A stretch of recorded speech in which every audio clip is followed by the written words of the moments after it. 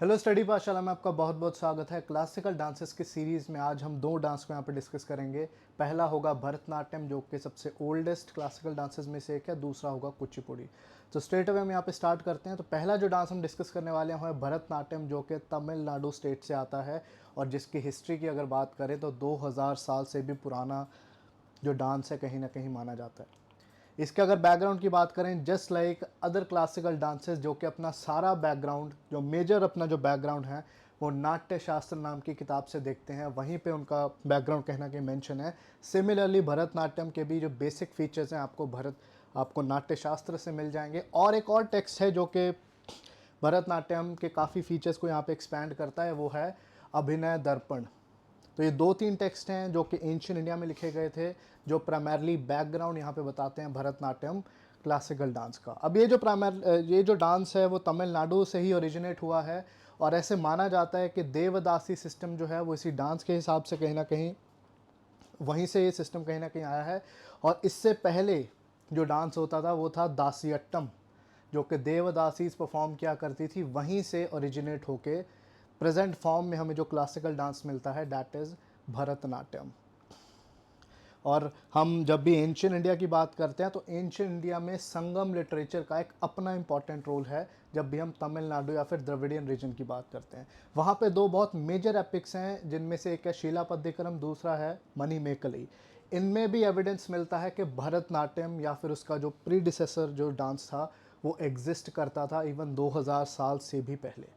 तो इसका जो अगर मेंशन की बात करें, ना ही संस्कृत टेक्स्ट में भरतनाट्यम का मेंशन है, जबकि तमिल टेक्स्ट जो कि संगम एज के टाइम पे लिखे गए थे उनमें भी भरतनाट्यम का बैकग्राउंड आपको कहीं ना कहीं मिल जाएगा। आर्कियोलॉजिकल बैकग्राउंड भी आपको मिल सकता है, क्योंकि बादामी केव्स और चिदम्बरम टेम्पल, बादामी केव्स अभी कर्नाटका में है, Chidambaram temple is in Tamil Nadu. वहाँ पे भी जो स्कल्पचर्स वहाँ पे बने हैं उनमें भी जो पोजेज हैं वो भरतनाट्यम के पोजेस को ही काफ़ी ज़्यादा रिजेंबल करते हैं। तो जिससे ये यहाँ पे क्लियर हो जाता है कि सबसे ओल्डेस्ट डांसेस में से एक है जब हम बात करते हैं क्लासिकल डांस की। अगर फोक डांस की भी बात करेंगे, उनमें से भी सबसे ओल्डेस्ट में से एक इसको हम कहीं ना कहीं मान सकते हैं। हालांकि इसके स्टाइल में काफ़ी चेंजेस आ चुके हैं, अभी प्रेजेंट जिस फॉर्म में है उसके अंदर रूल्स और बाकी सारी चीज़ें चेंज हुई हैं, लेकिन ये जो डांस है काफ़ी टाइम से एग्जिस्ट किया है। तो पहले बात दासियट्टम नाम का यहाँ पे डांस होता था, जिसकी हम बात कर चुके हैं, क्योंकि देवदासी सिस्टम जो है अभी बैन हो चुका है due to some bad practices जो कि मीडिएवल इंडिया के बाद उसके अंडर एंटर हो गई थी। तो देवदासी सिस्टम में कुछ जो लड़कियाँ होती थी, छोटी लड़कियाँ, उनको जो उनके पेरेंट्स हैं वो टेम्पल्स को डेडिकेट कर देते थे और उनके अराउंड, उनके गले के अराउंड एक पीला धागा भी बांध दिया जाता था, जो कि मंगल सूत्र की तरह ही था, जिसमें ये कहीं ना कहीं यहाँ पे सिग्निफाई हो जाता था कि वो जो लड़कियाँ हैं वो भगवानों को कहीं ना कहीं अर्पित कर दी गई हैं। उनका काम यहाँ पे सिर्फ डिवोशन दिखाना है, डिवोशन को चैनलाइज करना है अपने रिचुअल्स के थ्रू, अपने डांसेस के थ्रू, ओनली टूवर्ड्स गॉड।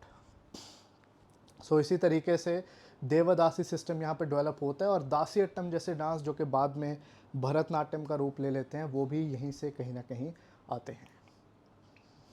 अगर भरतनाट्यम के फीचर्स की बात की जाए तो ये प्राइमरली एक सोलो डांस होता है। हालांकि आजकल बात करें तो इसमें मल्टीपल डांसर्स भी कहीं ना कहीं एक्ट करते हैं, लेकिन ये मेनली एक सोलो डांस है। और इसके फीचर्स की अगर बात करें हम, तो काफ़ी ज़्यादा स्कल्पचर्ड यहाँ पे उनके फीचर्स होते हैं, बहुत ही रिदमिक और ग्रेसफुल फीचर्स होते हैं, जस्ट लाइक ओडिसी। और अगर भरतनाट्यम की कंपैरिजन यहाँ पे अगर हम करते हैं तो हम ये पाते हैं कि ओडिसी में फ्री फ्लोइंग मूवमेंट्स थोड़ी ज़्यादा हैं, टॉर्सो और जो वेस्ट का जो मूवमेंट है वो भी बहुत ज़्यादा ओडिसी में देखने को मिलता है। यहाँ पे ऐसा नहीं है भरतनाट्यम में। भरतनाट्यम में जो जो हमारे मूवमेंट्स होते हैं आर्म्स के, फीट के, वो काफ़ी ज़्यादा स्ट्रिक्ट होते हैं और एक स्टाइल से ही उसको किया जाता है। जबकि हम बाद में कुचिपुड़ी करेंगे, उसमें थोड़ा सा फ्री फ्लोइंग मूवमेंट आपको यहाँ पे दिखता है। तो बहुत ही एलिगेंट और ग्रेसफुल डांस है, जिसके अंदर स्ट्रिक्ट रूल्स को आपको यहाँ पे फॉलो करना पड़ता है। हालांकि उन स्ट्रिक्ट रूल्स को फॉलो करते हुए भी इसके अंदर आपको एक बहुत टेंडरनेस वगैरह दिखेगी, जो कि बाकी क्लासिकल डांसेस में भी काफ़ी प्रोमिनेंटली आपको दिख जाती है। तो इस डांस में तांडव और लास्य एस्पेक्ट दोनों ही कहीं ना कहीं मौजूद होते हैं। ये हम काफ़ी बार यहाँ पे बात कर चुके हैं कि जो तांडव एस्पेक्ट है क्लासिकल डांस का, वो मेल एस्पेक्ट को कहीं ना कहीं शो करता है, वो मेल पोर्शन को शो करता है जो कि डांस फॉर्म में यूज़ किया जाता है। उसी तरीके से जो लास्य है वो फेमिनाइन एस्पेक्ट को यहाँ पे दिखाता है। तो दोनों चीज़ें यहाँ पे शो की जाती हैं।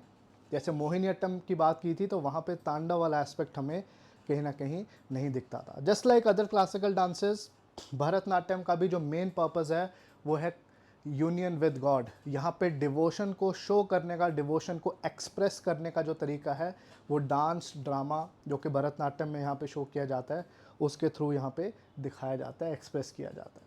तो क्लासिकल डांसेस का सिंपल मोटिव यहाँ पे डांस या ड्रामा या फिर एंटरटेनमेंट नहीं है। Just like other classical dances, यहाँ पे भगवान को के साथ यूनियन की बात की गई है, एक स्पिरिचुअल एनलाइटनमेंट की बात की गई है।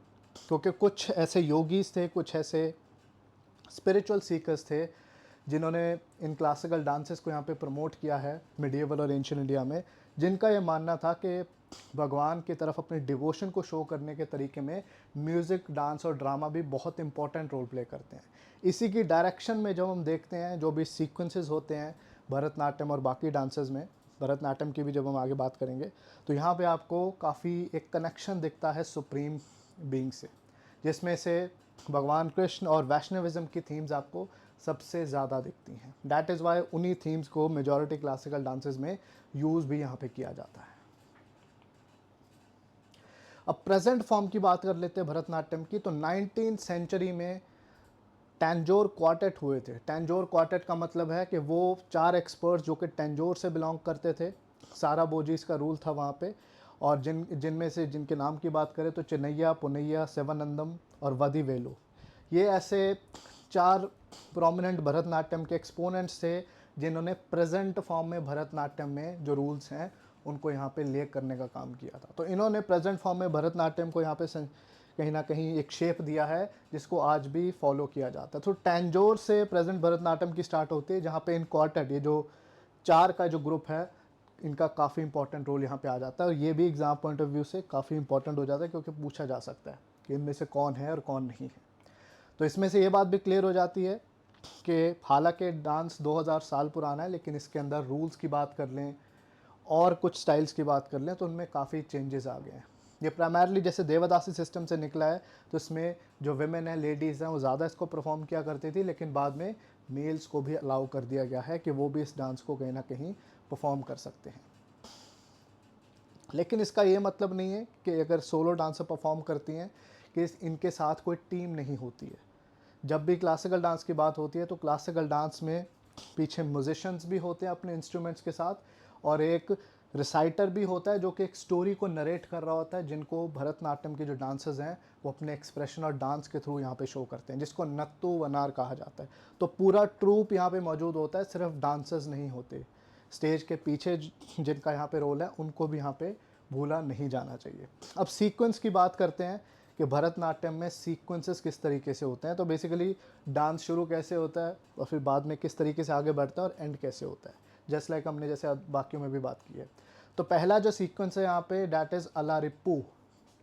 अब ये सीक्वेंस एग्जाम में पूछा जा सकता है, तो इसी फॉर्म में आपको यहाँ पे याद करना होगा। अब अलारिप्पू में क्या होता है, it is an invocation song. इसका क्या मतलब है कि सिंस क्लासिकल डांसेस का सारा जो एक मतलब है वो डिवोशन से है, भगवान से है, तो यहाँ पे भगवान को याद करने की बात की जाती है और उनकी ब्लेसिंग्स को यहाँ पे इन्वोक किया जाता है। बिना ब्लेसिंग्स के क्लासिकल डांस स्टार्ट नहीं होगा, जो कि इसके स्पिरिचुअल नेचर को यहाँ पे बहुत अच्छे से शो करता है। सो अलारिप्पू में ब्लेसिंग्स को यहाँ पे लिया जाता है और उसके साथ यहाँ पे इस तरीके के पोस्टर्स यहाँ पे परफॉर्म किए जाते हैं जिससे लगता है कि जो डांसर है वो फूल अर्पित कर रहा है यहाँ पे भगवान को। ठीक है, तो इस सीक्वेंस को यहाँ पे अलारिप्पू बोलते हैं। बहुत स्लोली यहाँ पे जो डांसर हैं वो स्टेज पे आते हैं और इस तरीके से इसको परफॉर्म करते हैं। तो स्लो टेम्पो में चलता है, धीरे धीरे जो टेम्पो है वो बाद में बढ़ता हुआ आपको दिखेगा। सेकंड होता है जाति स्वरम। अब जाति स्वरम में क्या होता है, प्योर डांस मूव्स यहाँ पे परफॉर्म किए जाते हैं जैसे कि नृत्य में किए जाते हैं। नृत्य में क्या होता है कि कोई भी ज़्यादा एक्सप्रेशन या फिर ड्रामेटिक एस्पेक्ट यहाँ पे नहीं मौजूद होता, तो जिसमें आपको प्योर डांस मूव्स यहाँ पे देखने को मिलेंगे। तो अलारिप्पू के बाद प्योर डांस मूव्स यहाँ पे आते हैं जो कि जाति स्वरम में परफॉर्म किए जाते हैं। अब जितने भी टर्म्स की हमने बात की है, जाति स्वरम, बाद में वर्णम, शब्दम, जितनी भी चीज़ें आएंगी, ये कार्नाटिक म्यूज़िक का पार्ट है। जब भी हम क्लासिकल डांस की बात करते हैं, specially in southern part of India, तो वहाँ पे कार्नाटिक म्यूज़िक बहुत ज़्यादा तरीके से जुड़ा हुआ है। कार्नाटिक म्यूज़िक बिल्कुल ब्लेंड हो रखा है क्लासिकल डांस के साथ। बिना कार्नाटिक म्यूज़िक के क्लासिकल डांस परफॉर्म नहीं किया जा सकता। तो दोनों एक दूसरे के बिना अधूरे आपको दिखते हैं। तो इनके जो सीक्वेंसेस हैं वो कार्नाटिक म्यूज़िक के ही जो कुछ राग या फिर उनके जो पोर्शंस हैं वही नाम आपको यहाँ पे दिखेंगे। तो जाति स्वरम में एक शॉर्ट प्योर डांस होता है। यहाँ पे माइम वाला या फिर ड्रामेटिक वाला जो एस्पेक्ट है वो यहाँ पे नहीं आता है। उसके बाद आता है शब्दम। अब यहाँ से अभिनय वाला जो पोर्शन है, जो हमने ड्रामेटिक पोर्शन की बात की है कि अपने फेशियल, हैंड जेस्चर्स और बाकी एक्सप्रेशन से डांसर यहाँ पे मैसेज को कन्वे करना शुरू करते हैं, जिसको हम यहाँ पे नाट्य या फिर नृत्य बोल देते हैं, जिसके अंदर ड्रामा वाला जो एक पोर्शन है उसको काफ़ी इंपॉर्टेंस दी जाती है। अब यहाँ पे सिर्फ डांस नहीं रह गया, यहाँ पे एक्सप्रेस भी करना है इमोशंस को थ्रू जो ड्रामेटिक्स होते हैं, ठीक है। तो यहाँ पे शब्दम से अभिनय का जो पोर्शन है, अच्छे एक्सप्रेशंस को दिखाना, जो कि पीछे स्टोरी चल रही है उनको शो करना, तो यहाँ से वो चीज़ शुरू हो जाती है। Then comes varnam. अब वर्णम में क्या होता है, जो पहले हमने जो डिस्कस किए हैं दोनों को कंबाइन कर दिया जाता है।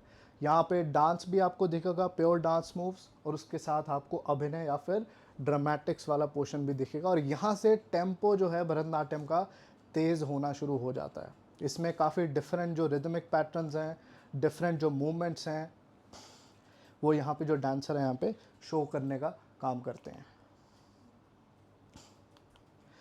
फिर उसके बाद शुरू होता है एक और नंबर जिसको वर्णम भी यहाँ पे कहा जाता है, और उसके अंदर 3-4 यहाँ पे पोर्शंस होते हैं, ठीक है। अब यहाँ पे 7 पोर्शंस हैं जो कि कंपलसरी हैं। 7 एलिमेंट्स भरतनाट्यम में कंपलसरी हैं, लेकिन इसको बढ़ाया भी जा सकता है। There is no hard and fast rule के 7 एलिमेंट्स के साथ ही रखने हैं। 7 के 10 भी हो सकते हैं, 8 भी हो सकते हैं, 9 भी हो सकते हैं। तो काफ़ी चीज़ें यहाँ पे काफ़ी चीज़ों में यहाँ पे फ्रीडम भी दी हुई है। इस चीज़ का भी यहाँ पे आपको ध्यान रखना है। तो अगला जो यहाँ पे सीक्वेंस होता है उसमें कीर्तनम, कृति और पदम और जो जवाली है उनको परफॉर्म किया जाता है। ये भी कर्नाटक म्यूज़िक के ही पोर्शंस हैं। उन्हीं कर्नाटक म्यूज़िक के जो पोर्शंस हैं उन्हीं का नाम यहाँ पे एज इट इज़ भरतनाट्यम में आपको दिखता है। कीर्तनम, कृति, पदम और जवाली। जवाली की बात करें तो काफ़ी स्पेशल एक यहाँ पे थीम आ जाता है, जहाँ पे लव एक्सप्रेशंस को शो करने की बात की जाती है बाय दी भरतनाट्यम डांसर।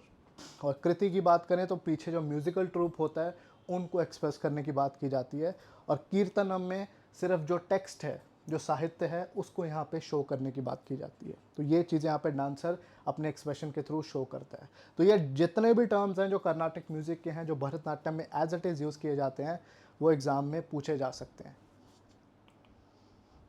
अब नेक्स्ट आता है तिलाना। तिलाना जस्ट इसको कंपेयर किया जा सकता है हिंदुस्तानी म्यूज़िक के तराना के साथ। हिंदुस्तानी म्यूज़िक में तराना एक बहुत इंपॉर्टेंट पोर्शन होता है, उसका सिमिलर काउंटर पार्ट आप तिलाना में देख सकते हैं, जो कि कर्नाटक म्यूज़िक का बहुत इंपॉर्टेंट पार्ट है। अब जो तिलाना है इसके अंदर आपको काफ़ी तेज़ टेम्पो यहाँ पे दिखता है। अब तिलाना आते आते लगा लो कि जो परफॉर्मेंस है एंड होने की कगार पे है, और यहाँ पे जो स्पीड होती है, टेम्पो होती है जो डांस की, वो काफ़ी ज़्यादा तेज़ हो जाती है। तो यहाँ पे बहुत इम्पॉर्टेंट पार्ट में से एक है तिलाना, तो काफ़ी स्पीड इसमें रहती है। जिसके बाद फाइनली ये जो भरतनाट्यम है एंड हो जाता है विद दी मंगलम, जहाँ पे फिर से डांस को एंड करने से पहले गॉड की ब्लेसिंग को यहाँ पे इन्वोक किया जाता है। अगेन शोइंग के स्पिरिचुअल नेचर जो भरतनाट्यम का है वो काफ़ी ज़्यादा इंपॉर्टेंट रोल यहाँ पे प्ले करता है। अब जहाँ हमने बात की है भरतनाट्यम डांस की, तो बिना म्यूज़िक का तो कोई डांस हो ही नहीं सकता है। और यहाँ पे म्यूज़िक की बात करते हैं तो कौन कौन से इंस्ट्रूमेंट्स हैं। अब कर्नाटक म्यूज़िक की हम अलग से बात करेंगे क्योंकि उसके अंदर बहुत ज़्यादा एस्पेक्ट्स हैं, लेकिन म्यूज़िकल इंस्ट्रूमेंट्स की बात करें तो कर्नाटक म्यूज़िक के ही यहाँ पे यूज़ किए जाते हैं। तो मृदंगम, जैसे कि पखावज होता है इन द हिंदुस्तानी म्यूज़िक, जो कि नॉर्थ इंडियन ढोलकी की तरह आप इसको समझ सकते हो। मृदंगम बहुत इंपॉर्टेंट इसका पार्ट है।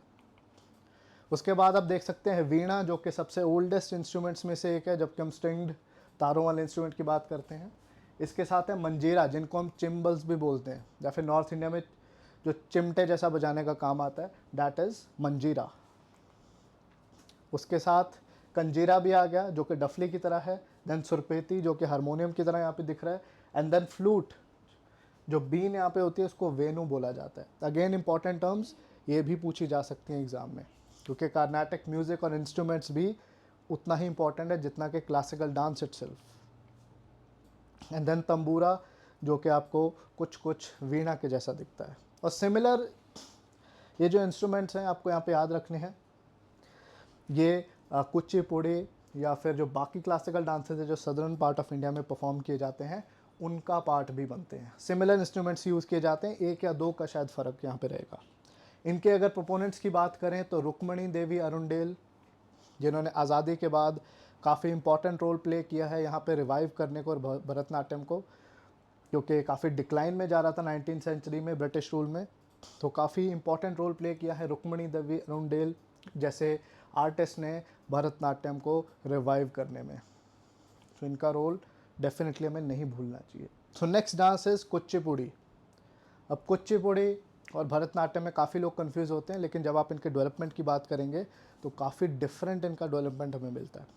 कुचिपुड़ी एक विलेज का नाम है जो कि आंध्रा के कृष्ण डिस्ट्रिक्ट में से आता है और आंध्र प्रदेश का प्रोमिनेंट डांस है। जैसे भरतनाट्यम तमिलनाडु को बिलोंग करता है, वैसे ही कुचिपुड़ी आंध्रा एरिया से आता है। सो कुचिपुड़ी और भरतनाट्यम में एक प्रोमिनेंट डिफरेंस तो ये हो गया कि कुचिपुड़ी जैसे कि बिल्कुल एक गांव से आगे आता है और बाद में डेवलप होता है, जबकि भरतनाट्यम की बात करें तो वो उसको जो पेट्रनेज दी थी वो रॉयल लोगों ने दी थी, रॉयल किंग्स ने दी थी।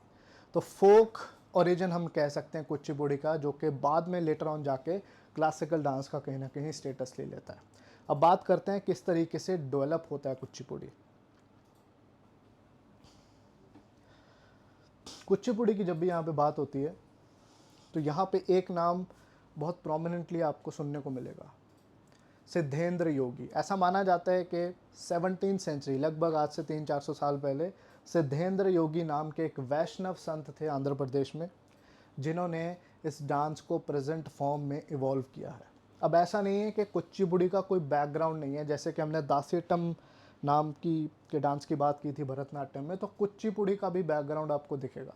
कुचिपुड़ी का बैकग्राउंड माना जाता है कि यक्षगान जो थिएटर है, जो कि कर्नाटक में भी बहुत इंपॉर्टेंट पार्ट है कल्चर का और आंध्रा वाले एरिया में तो है ही है। तो यक्षगान जो थिएटर है जहाँ पे डांस और ड्रामा वाला जो एस्पेक्ट है बड़ा इंपॉर्टेंट रहता है, वहाँ से कहीं ना कहीं इसको इवॉल्व किया है।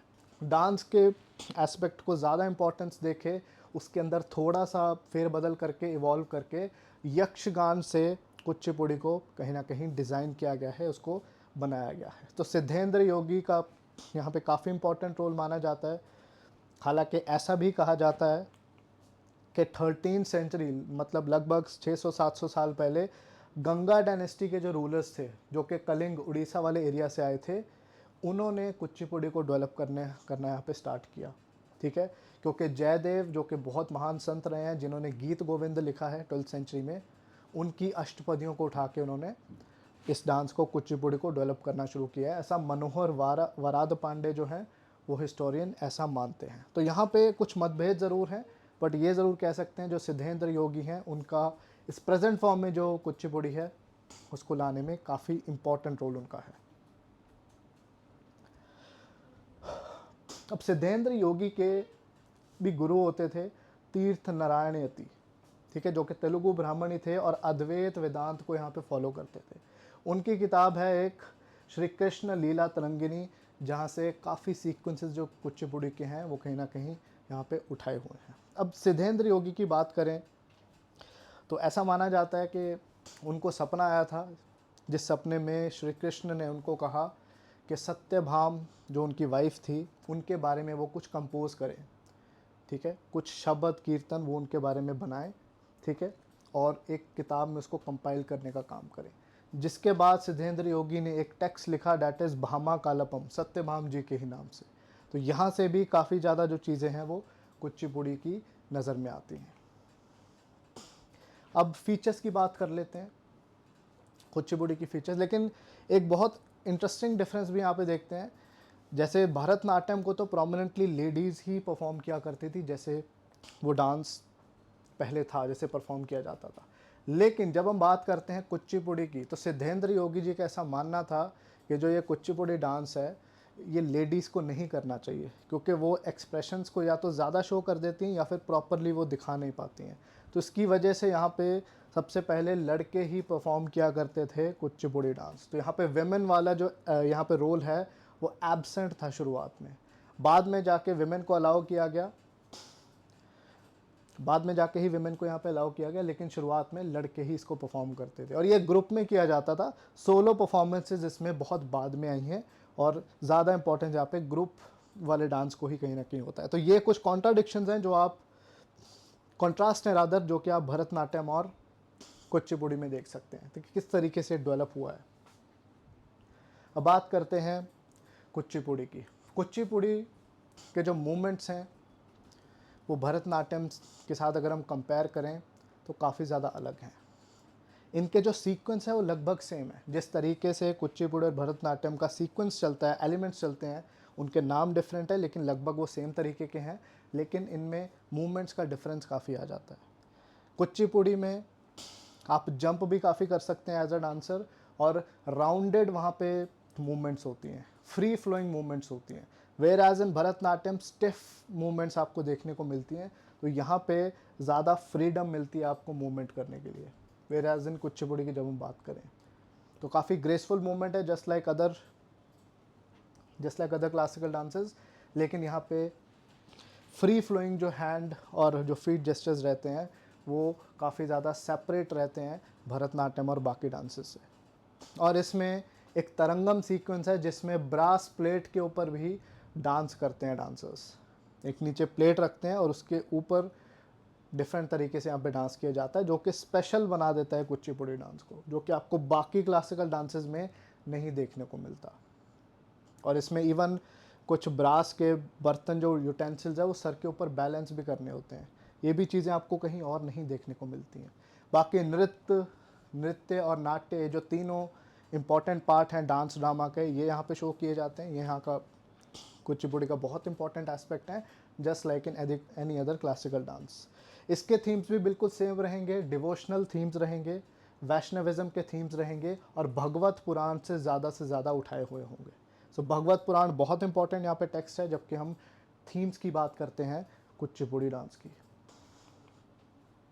और अगर कॉस्ट्यूम की भी बात करें, एक तरफ हमने कथकली देखा था जहाँ पे कॉस्ट्यूम का बहुत ज़्यादा हैवी रोल था, बहुत ज़्यादा मेकअप वहाँ पे किया जा रहा था।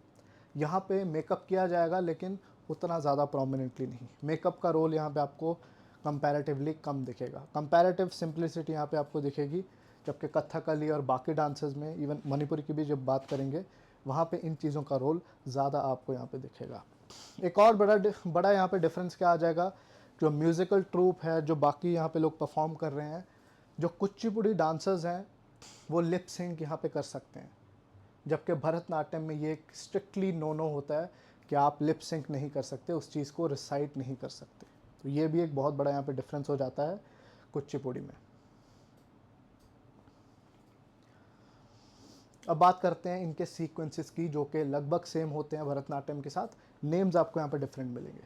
तो ये स्टार्ट होता है अपनी गॉड की ब्लेसिंग्स लेने के साथ, जैसे कि अलारिप्पू में हमने बात की थी, लेकिन यहाँ पे गणेश वंदना की जाती है। तो गणेश वंदना से स्टार्ट होता है कुचिपुड़ी, क्योंकि डिवोशनल सॉन्ग है, जैसे कि हमने पहली बात की है। उसके साथ एक और भी चीज़ यहाँ पे ऐड की गई है। गणेश वंदना के साथ जब सोलो डांस होता है तो मेला विम्पू भी किया जाता है। मेला विम्पू एक ऐसा सीक्वेंस है, वो सोलो डांस में किया जाता है, और इसमें बाकी जो देवता हैं, देवी देवता हैं, उनको भी, उनकी ब्लेसिंग्स भी लेने का काम यहाँ किया जाता है। हालांकि हम पहली बात कर चुके हैं कि ज़्यादा जो प्रोमिनेंट चीज़ है कुचिपुड़ी में वो ग्रुप डांस है, सोलो डांस नहीं है। सोलो डांस ज़्यादा इंपॉर्टेंस रखता है भरतनाट्यम में, ठीक है। तो ये इंपॉर्टेंट टर्म यहाँ पे हो जाता है। उसके बाद जातीस्वरम आ जाता है, जैसे हमने बात की है, जस्ट लाइक इन भरतनाट्यम, यहाँ पे प्योर डांस फॉर्म होता है और एक्सप्रेशन कम से कम यहाँ पे शो करने होते हैं। उसके बाद आता है शब्दम, जहाँ पे जो टेक्स्ट है, जो भी पीछे से म्यूज़िकल रिसाइट किया जा रहा है, उसको एक्सप्रेसिव वे में आपको शो करना होता है, और जहाँ पे आपका अभिनय वाला, जो ड्रामेटिक्स वाला जो एस्पेक्ट है, बहुत अच्छे से यहाँ पे निखर के सामने आता है। और अगर हम शब्दम की बात करें, यहाँ पे दो बड़ी इंपॉर्टेंट थीम्स रहती हैं। पहली तो भगवान विष्णु से लेकर दशावतार वाली, और सेकंड रहता है मंडूक शब्दम, जो कि एक मेंढक की कहानी है, जो कि आंध्र प्रदेश के उस एरिया में काफ़ी ज़्यादा आंध्र प्रदेश वाले एरिया में काफ़ी ज़्यादा प्रोमिनेंट है। तो शब्दम में यहाँ पे आती हैं चीज़ें जिसके अंदर आपको काफ़ी एक्सप्रेस करना होता है। इसके बाद आता है कालपम, जहाँ पे आपको नाट्य वाला जो पोर्शन है, टोटल ड्रामेटिक्स वाला पोर्शन है, वो यहाँ पे बहुत प्रोमिनेंट रहता है। फिर उसके बाद कुचिपुड़ी का जो एकदम कंक्लूसिव वाला पोर्शन होता है, डैट इज़ तरंगम, जिसकी हमने बात की थी कि ब्रास के जो यूटेंसिल्स हैं, ब्रास की प्लेट है, उसके ऊपर डांस करते हैं डांसर्स। ठीक है, बहुत ही ब्यूटीफुल ये एक सीक्वेंस है जिसमें बैलेंस करने का काम किया जाता है और ब्रास की प्लेट से इनफैक्ट कुछ पेंटिंग्स वगैरह भी की जाती हैं। नॉट एग्जैक्टली पेंटिंग, लेकिन कुछ चित्र बनाने का भी काम किया जाता है। तो काफ़ी ज़्यादा एक्सपर्टीज़ चाहिए होती है इस चीज़ में। और सर के ऊपर भी आपको कुछ यूटेंसिल्स हैं, उनको बैलेंस करने पड़ते हैं।